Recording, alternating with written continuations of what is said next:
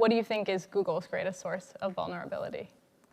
So where that comes from is one of the many lessons coming out of the financial crisis was that it's imperative to identify your greatest source of vulnerability and protect against it in the good days.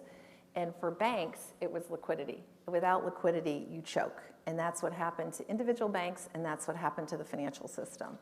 And so then I asked myself that question when I got out here. I was kind of, if I'm going to talk about that was one of the lessons, how do you apply it to technology? I think the greatest source of vulnerability for technology is not continuing to invest for the long term and focus on innovation. So if you look at the companies in technology that were the leaders 20 years ago, most of them are not still the leaders. And so it really is this imperative around investing for the long term. And one of the many things I love about the approach at Alphabet from the earliest days was really trying to think through and seed innovative new technology. So in the earliest days, they came up with an idea of 20% time. If you had a great idea, let's give you 20% time to go pursue it. And out of that, for example, came Gmail.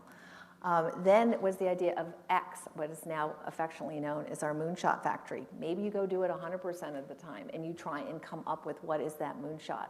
That's where Waymo, which all of you hopefully will be in soon enough, but that's where Waymo and our life sciences business Verily came from. And Alphabet in many respects was the third iteration. We tried to come up with a structure. We came up with a structure that said, Google, focus over here and let us really continue to go deeper in what might be those next things that are out on the horizon. But I think it really is about the imperative of focusing on the long term and not getting pulled into short-termism.